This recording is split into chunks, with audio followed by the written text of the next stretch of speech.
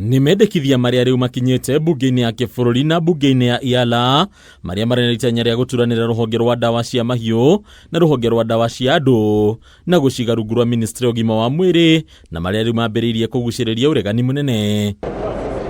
Minista wa ũrĩmi MUTAHI Kagwe ũmũthĩ aitĩka kũregana na mendekithia maya, akiuga ũyũ nĩ ũgwati mũnene harĩ bũrũri, makĩria kuona bũrũri wa Kenya nĩ watigithũkanirie maũndũ maya mwaka-inĩ wa 2015 na ũthuthuria wa honge ici cierĩ ũkoretwo gĩtabanio o rũhonge mwanya. It is important that the two be separated. They were separated before 2015. There was a reason why they were separated. That reason is still there. It has not gone anywhere. And therefore, there is no reason at all for us to do so, for us to combine management of the two. There is a mischief that was addressed when they were separated. And I think that is the framework on which we want to exist. Akiaria rĩ kĩganda-inĩ kĩa ndawa kĩa mahiũ kĩa VMD, Kagwe ugĩte ũũ nĩ ta kũhũthia rũhonge rwa mahiũ rũrĩa rũkoretwo rũkinyũkĩtie makinya ma bata makĩria harĩ ũthuthuria, rĩu akiuga ũndũ ũyũ ũgĩkinyanĩra makinya maya gũtuĩka tũhũ mũtheri. Is international best practice to keep them separately.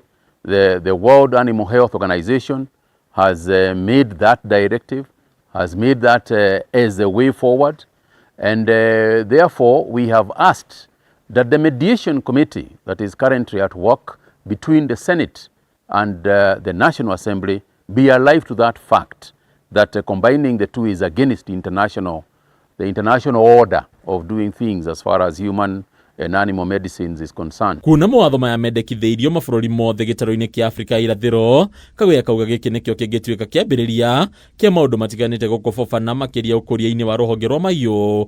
Mĩario ĩno ĩkĩnyitwo mbaru nĩ mwandĩki mũkaru rũhonge-inĩ rwa mahiũ Jonathan Mweke. We will also be engaging the East African Community Assembly so that we also deal with that issue at that level. And it is important for the counties to know that issuing a license, a business license, does not equate to issuing a practice license, to start giving medicine, animal medicines.